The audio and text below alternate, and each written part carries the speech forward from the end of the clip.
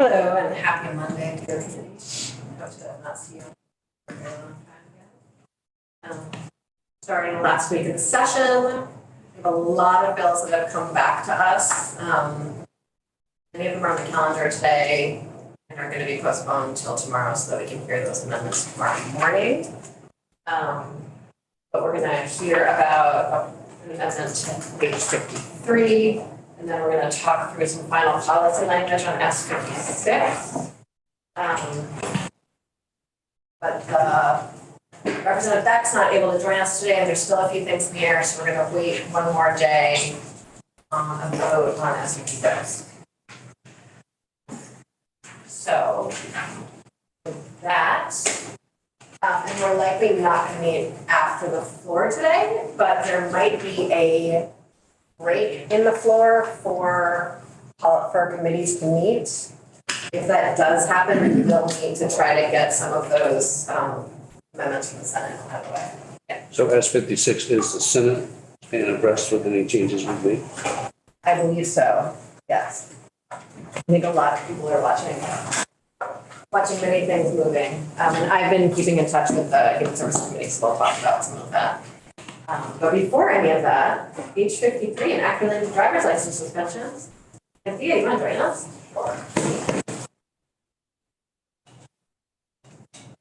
So for the record, Anthea Dexter-Cooper from the Office of Legislative Counsel. When you had me in on H53, it would have been a couple weeks ago. It was the dual Representative Dolan, Representative Kornheiser amendment, which was proposing to increase the civil marriage license fees to kind of make up for the prospective loss of some of the revenue to the Domestic and Sexual Violence Special Fund that was anticipated with the delay or the potential delay in the collection of the judicial surcharge that is on the payment of traffic violations. Page 53, the first time you saw it had nothing to do with fees, but rather it had to do with eliminating the suspension of driver's licenses for the non-payment of traffic violations, moving violations. Already exists that there's no suspension for the non-payment of traffic violations. So in general, the Senate agreed with you, but through the Sears amendment, and the best place to see this is in your calendar today on the second to last page, instead of having the changes to the civil marriage license fees be in perpetuity, they're only having the increase last for 2 years to give the General Assembly time to maybe figure out a different source of revenue for the special fund. So your language, this is still there. It's in section 4, changes that 60 to 80, and this is changing it back after 2 years, and the 10 to 15, and this is changing it back after 2 years, and the 35 to 50, and this is changing it back after 2 years. And then it changes your effective dates because you now have section 4, increasing the marriage license fees effective on July 1, 2023, and section 5, decreasing the marriage license fees effective on July 1 of 2025. So increase for 2 years. I appreciate the Senate's interest in us sort of resolving the larger issue, which is I think it's important that we all come back together and don't sort of forget about this as a sort of structural deficit issue. So I appreciate that they did that. I'm just going to assume that in the grand costs of getting married or joining your life with someone, or the grand incentives in joining yourself with someone, that the idea that there's a sunset on the price will delay any weddings too much. I don't think it's enough money to make any difference in people's behaviors, except for maybe Representative Meadows, who is already married, so not worried about that. Got a deal. Yeah.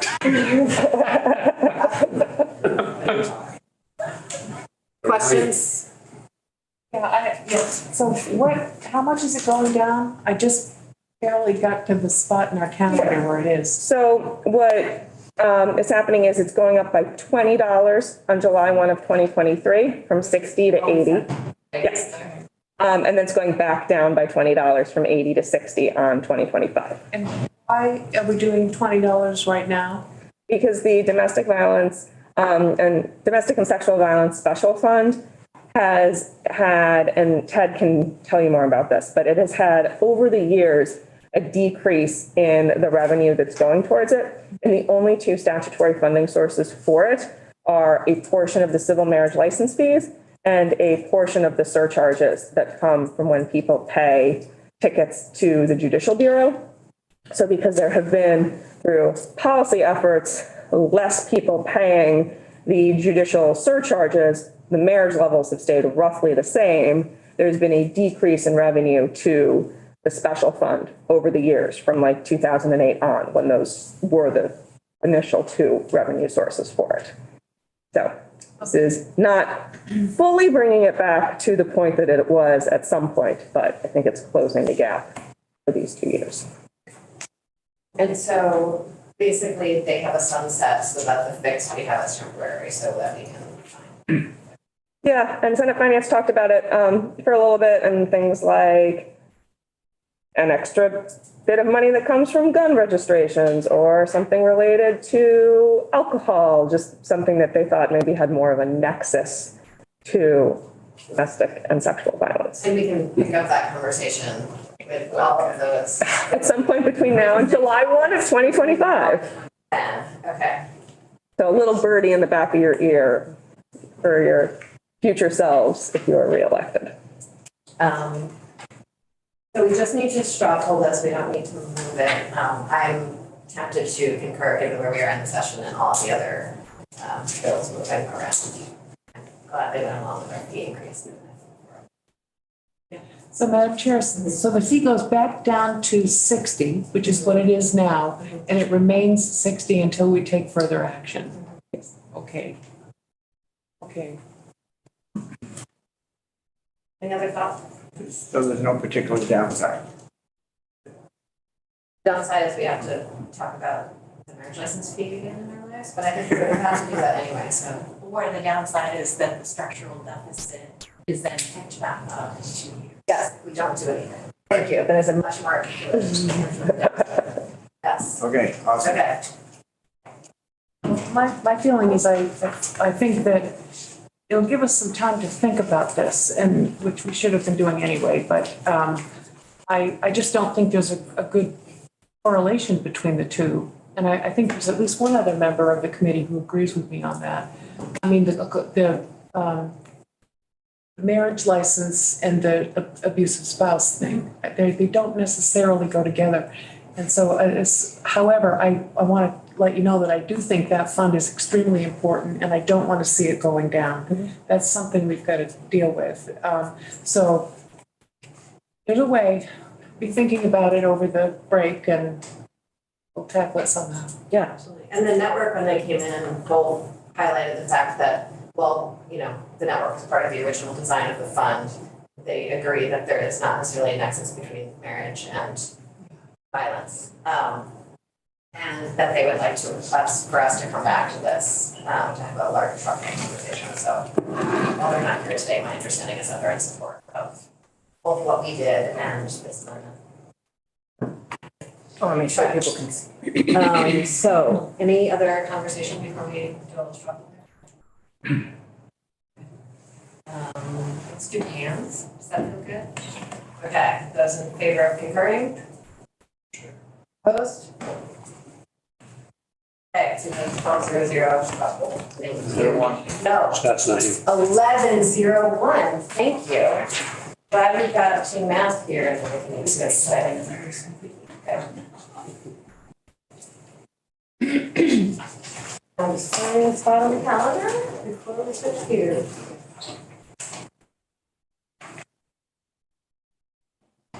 Gosh, that's right. Today's the one. Okay.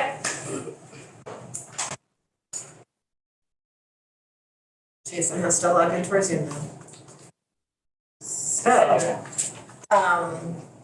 next up is S56. Katie, you're welcome. Sit in the chair. In order for us to move through this process that has, 6 different fiscal staff and 6 different attorneys and 2 different policy committees, as well as the 2 money committees just on our side in our chamber. I've been keeping in touch with Teresa Wood, who has been sort of working with the Human Services Committee so that we can stay all on the same page with each other.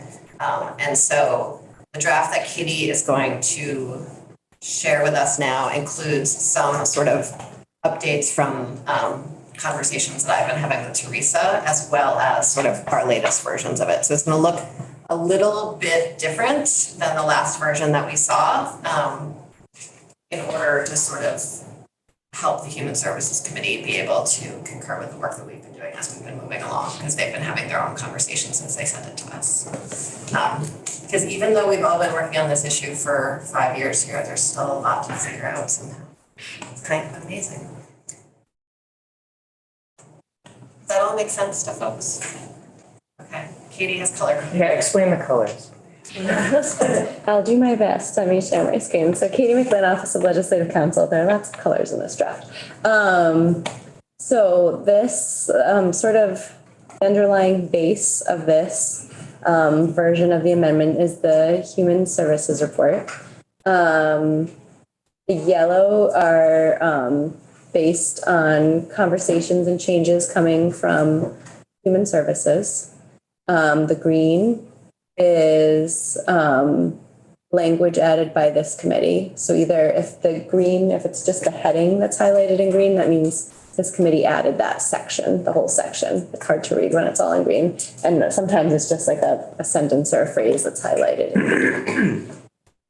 So like rather than, for me, it's like almost like thinking about it as two side-by-sides that have been married, and the colors reflect sort of which committee sort of came forward with that language. And so did I hear you say that the base for this is not the strike all amendment that we were working on before? We went back to starting with the House Human Services and we're adding our edits to theirs.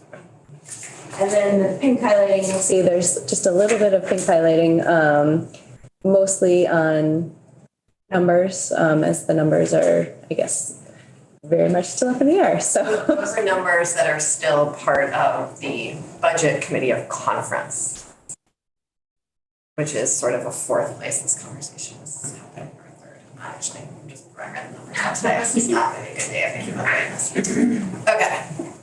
Okay. Okay. So we have a legislative intent section. And it's nearly identical to what you've seen before, so I'm not going to pause there. Then we have the Pre-Kindergarten Education Implementation Committee and Plan. Again, very similar to what you've seen before. There's some changes in the membership. So we have a representative appointed by VACI, a regional pre-K coordinator appointed by the Vermont Principals Association. In terms of the powers and duties of this group, the committee is to examine the delivery of pre-K education in Vermont and shall make recommendations to expand access for children through the public school system or private providers under contract with the school district or both. The committee shall examine and make recommendations on the changes necessary to provide pre-K education to all children by or through the public school system on or before July 1, including transitioning children who are 3 years of age from a 10-hour pre-K benefit to the child care and early education. And the committee's recommendations shall consider the needs of both the state and local education agencies, benchmarks and best practices to ensure high-quality pre-K education, measures to ensure capacity is available to meet the demand for pre-K education, special education services for children participating in pre-K in both public and private settings, any necessary infrastructure changes to expand pre-K education, costs associated with expanding pre-K, including fiscally strategic options to sustain an expansion of pre-K, recommendations for the oversight of the pre-K system, and any other issue the committee deems relevant. So that is the task of that particular committee. Can I just ask a question there? I think we had initially drafted some language around the licensing piece and sort of see that that's not in this draft now. Was there some concern about that?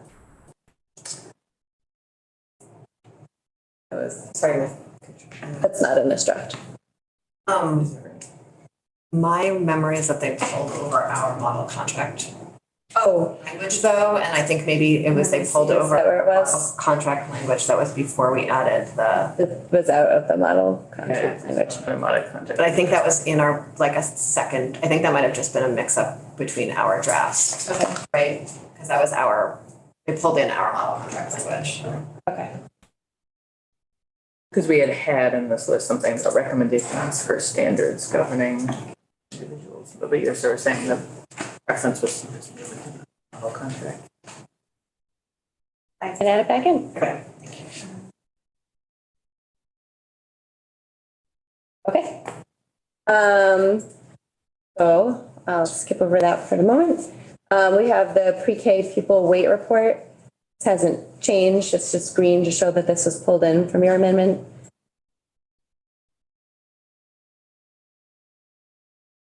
Sorry, still, and we can go back, but I believe the model contract language The alignment. referenced the language that was in the recommendations from this committee,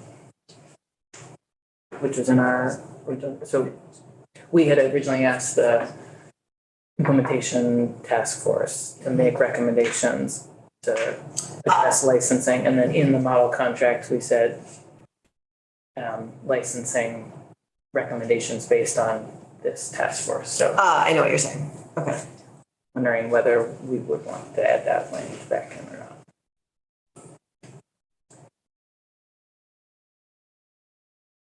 Okay, let's hold up. It's a question. Hold on that.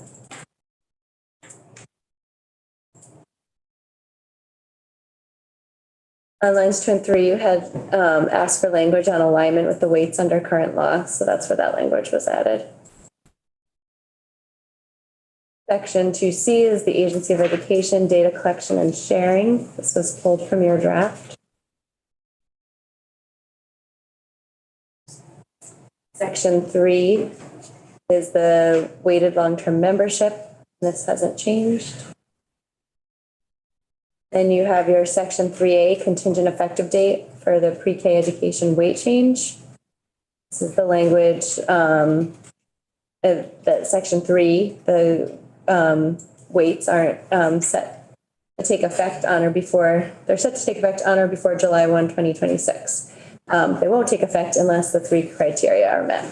Definition for minimum number of hours that constitute a full day school for pre-K education, a requirement that all school districts shall be required to follow the same minimum number of hour requirements. Pre-K education, a requirement that all school districts shall be required to follow the same contracting requirements for the provision of pre-K education.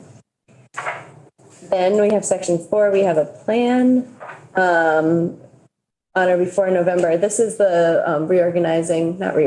this is looking at AOE leadership to determine if a change is needed to elevate childcare. So by November 1st of 2025, AOE is to submit a plan to the committees, various policy committees for the purpose of elevating the status of early education in accordance with the systems report that was done for Act 45. What's not here is a reference to a particular type of position. And then we have the childcare subsidies.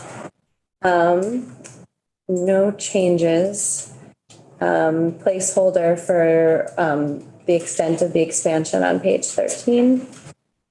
Changing some language here around usual and customary rates. So now in this subdivision 4, we have language that nothing in this subsection is to preclude a childcare provider from establishing tuition rates that are lower than the provider reimbursement rate in CCFAP. This is something that got requested. Yeah, I don't know. Okay. Okay, these are 2 subdivisions that are being added July 1, 2024. Those haven't changed. Our family contribution is still set at 27 for the moment.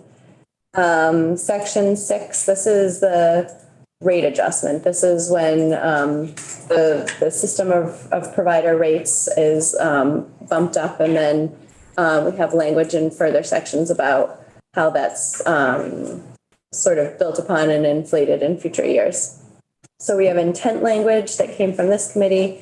The intent of the General Assembly that the provider Rate adjustment established in this section shall be an initial step towards implementing a professional pay scale. And that programs use funds to elevate quality through higher compensation for staff, curriculum implementation, staff professional development, and improvements to learning environments. And then we have the formula for the rate adjustment. In section 7, this is the appropriation for the expansion and the rate adjustment. And we have a placeholder for the moment. And then in subsection B, previous version had the creation of 6 positions, and this has 11 positions for CDD to carry out the implementation in the act. And this is CDD sort of came forward really like right as the services state was voting this out of their committee into ours with a more refined estimate of their needs and costs. And then we have language that the department may seek permission. And obviously this is part of the budget, and like positions are always sort of part of the negotiations in the budget, so. And then there's language that the department may seek permission from JFC to replace position authorized by the subsection with an alternative position. As they begin to carry out their work, they might realize that they don't need a grants manager and they actually need 2 financial managers or whatever. Okay. Readiness grants. Again, we have a placeholder here for the appropriation fiscal year 24. And then we have language added by this committee that the readiness grants will address gaps in services and expanding capacity. I'm going to update this language, but we have language in subsection B, and administering the readiness payment program established by this section, the division shall utilize the Agency of Administration's Bulletin 5 in effect on May 1st, 2023. Idea is that the bulletin is undergoing, updates and may not address the needs for getting these payments out quickly. So by using the bulletin, referring to the bulletin that's currently in use, that will ensure that the payments are able to be distributed in a more timely manner. In the next version you see, I won't call it Bulletin 5 because I'm not sure how it will actually be numbered. So I'm going to refer to it more generically. Section 9, sorry, no changes here. This is our payments to providers. This decouples the program from STARS and gives the formula for how payments are going to be made and what the annual inflator will look like. We have language about enrollment versus attendance and adopting rules to that end. Section 10 is the Child Care Quality and Capacity Incentive Program. This language hasn't changed. And then we have legislative intent language about how much money would be appropriated in fiscal years for the incentive program. So we have a placeholder there. In fiscal year 11, we have the child care waitlist and application fees, which hasn't changed. Some changes to the child care tuition rates. A child care provider shall ensure that its tuition rates are available to the public. And then a regulated child care provider shall not impose an increase on annual child care tuition that exceeds 1.5 times most recent annual increase in the NAICS inflator. Next, we have the language that this committee added with the child care provider ownership disclosure. So this section, there we go, hasn't changed. And still renumbering the diversity, equity, and inclusion language. This committee made a number of changes to the rulemaking. So these changes actually really could be in green. So we're updating the title of program directors. I think that was your technical change from you. The program directors, but what I'm thinking of is this too, is language that the committee added, so that the department shall review and consider amending its eligibility policies addressing self-employment and other areas of specialized need on a regular basis and revise them consistent with research best practices in the field to maximize participation in the program, minimize undue burden on families applying for CCFAP. Of course. Maybe That's okay. chartreuse, which is a nice mix between green and yellow. She's got I'm just glad it's there. Not just a couple. Reports and background checks are the same. The section 15 that's deleted, this was deleted in your underlying draft. This was a series of 2 reports on pay scales, one from JFO and one from Ledge Council. We took those out because legislative council has already opined on the issue and JFO we have reports already. We have the special accommodation grants that you have not changed. The workforce supports you have not changed. This is retaining a program that was set to sunset. The transition and assistance language on administrative and service organizations has not changed. Technical assistance and accountability has not changed. I think I had a technical change. I did. Oh, I have to go back on that.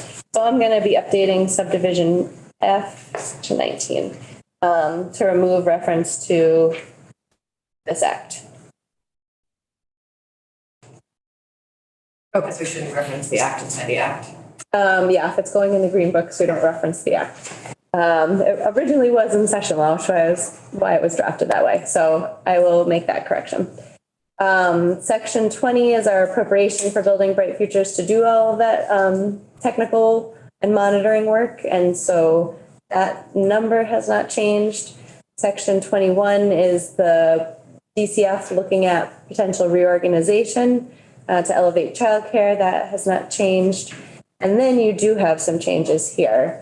So this is the childcare provider wages. The last time you looked at this, you had a wage scale for different types of childcare providers.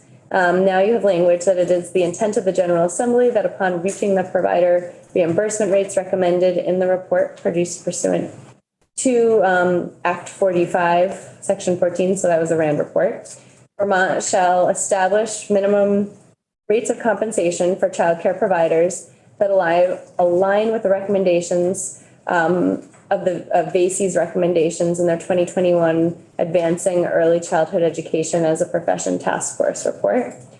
Rates of compensation shall annually increase based on the percentage increase in the average wages for the NAICS inflator or index. And the initial rates of compensation shall be adjusted for inflation based on the findings and recommendations of the report prepared pursuant to section 23A of the report. So in 23A, we have language that you've already seen.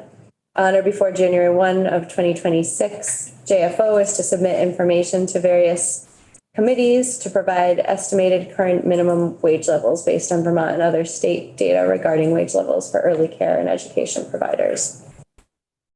I noticed a little bit back when you referred to the rates, they weren't minimum wage rates. Well, there's minimum rates there. Oh, like 3, the initial minimum rates. I will ask Damien if it should be initial minimum weights. There might be another, there's a couple of them in there. So you want to know if the word minimum should be Yeah. in front of rates every time it appears. Representative. I'm sorry, I didn't actually hear your exchange, but I recall that in the earlier draft, we were talking about rates of wage payment, not compensation. And I want to be clear that everybody knows when you use compensation, you're really talking about something in addition to generally than wage payments or wage rates. And I don't think. That may be intended. I don't think Damien did that intentionally, so. I know there was a discussion about benefits as opposed to wages, and I wasn't, No, that's just wanted to flag it. it's a good flag. I don't think Damien did that purposely, so. So I'm looking at the word If you switch to- compensation. Yeah. Because the next section goes back to using the phrase wage rates or wage. Okay, I will have a conversation with him. appreciate that maybe creates some more flexibility to think not just about wages, but also broader. That was part of our discussion, but I don't know where we landed. I appreciate the switch that's made here on this draft away from setting specific rates to sort of using the technical experts who have already been engaged in this work and instead of setting in statute a minimum hourly rate that we're asking for others to recommend those back to us. So I just want to say I appreciate this change and that it aligns better with other things that we're doing to ask people to come back to us as we move to implement this. And certainly the intent that we're moving towards professional wages for childcare providers. And then we move into the taxation language, so I won't walk you through that. It has not changed. It's gained fancy highlighting, so you know that you added it. Thank you for all the colors. Yeah, thank you very much. I like that we're green.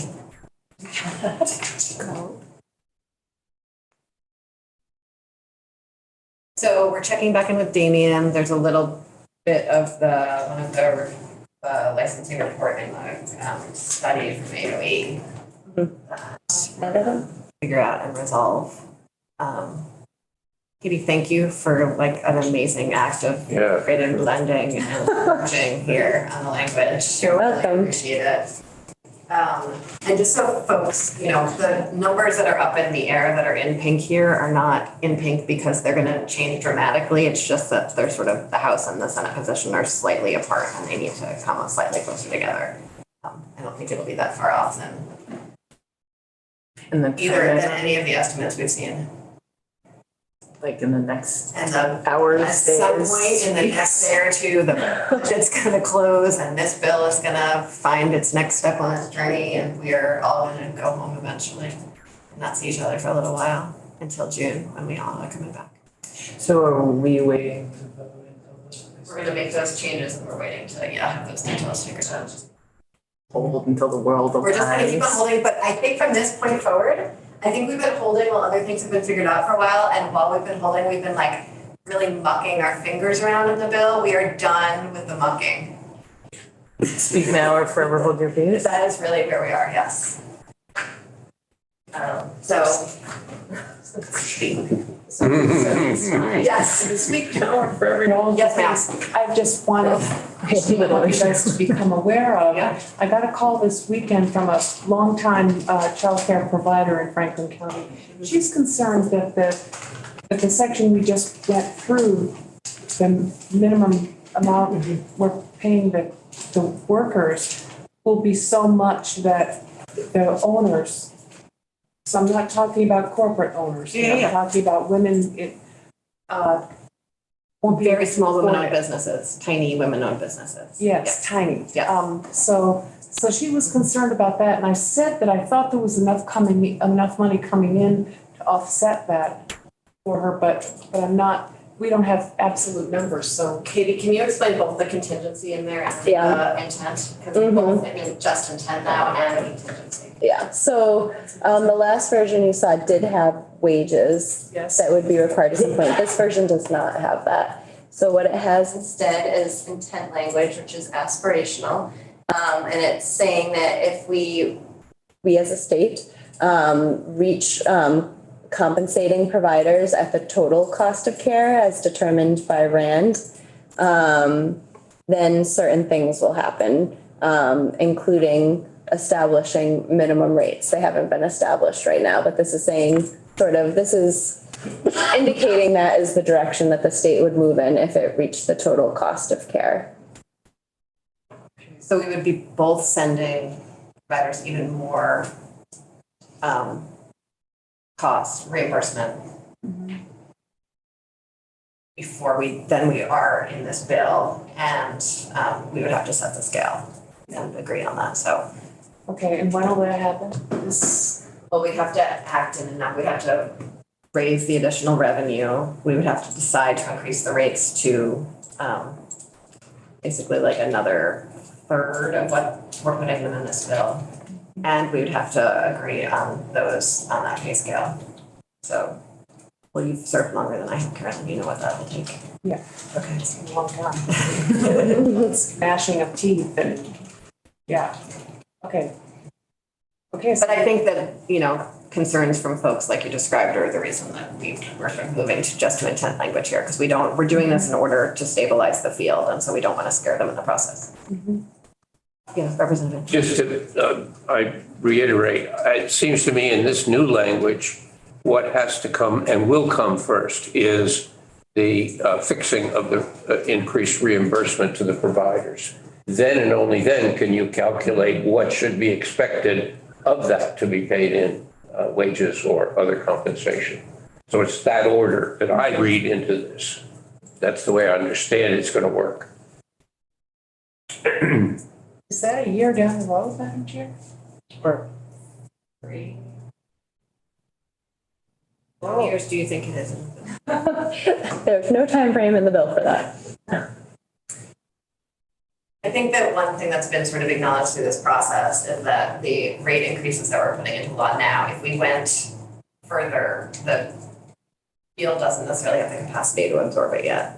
And so there needs to be some sort of catch up, but none of us are sure how long that will take. Oh, okay. I imagine the field's gonna let us know when they're ready for more money. I think so. Yeah. And I mean, I appreciate this iteration because I think it responds to some of those concerns that we heard from childcare providers. Say like, we want to raise wages, but like, you know, we can't have a floor and a ceiling. You know, the childcare programs I know are desperate to increase wages, but, you know, we need to infuse the right level of resources to make that possible. And so appreciate that we're setting that intent, but not locking people into a certain minimum wage. Because of feedback that we heard from providers as you did.